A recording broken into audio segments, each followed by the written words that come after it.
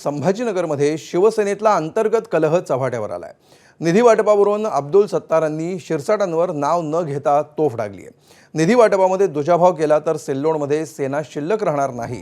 मंत्री सामंत आणि खासदार भुमरे यांच्या उपस्थितीमध्ये सुरू असलेल्या मेळाव्यामध्ये सत्तारांनी ही आक्रमक भूमिका मांडली आहे। तर सत्तारांनी आपल्याकडे तक्रार करावी असं म्हणत संजय शिरसाटांनी प्रत्युत्तर दिलंय।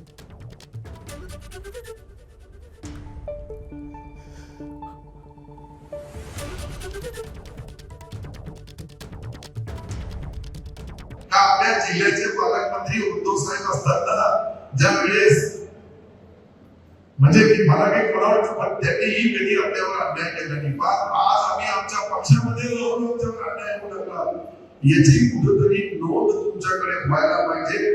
भविष्यामध्ये असा होणार नाही याची दक्षता घ्यायला पाहिजे। ही जे सोयगावमध्ये नवरात्री सिल्लोडमध्ये आम्हाला सावत्रपेक्षाही वाईट वाटतं आणि ज्या ठिकाणी पक्ष जिवंत आहे तो कसा संपल याची तयारी चालत असेल तो खूप आहे। जोपर्यंत आमदार निवडून येणार नाही पक्ष मजबूत होणार नाही। त्यांनी काय तक्रार केली ती मी काही ऐकली नाही किंवा वाचली पण नाही आणि कुणाला किती निधी दिला याचा हे रेकॉर्ड हा आमच्या कलेक्टर ऑफिसमध्ये असतो। निधी हा काही गपचूप अंधारात दिले जात नाही। म्हणून अशा तक्रार वगैरे जर असेल तर त्यांनी माझ्याकडे यावं, माझ्याशी चर्चा करावी, मी त्याच्याबद्दलचं स्पष्टीकरण देऊ शकतो।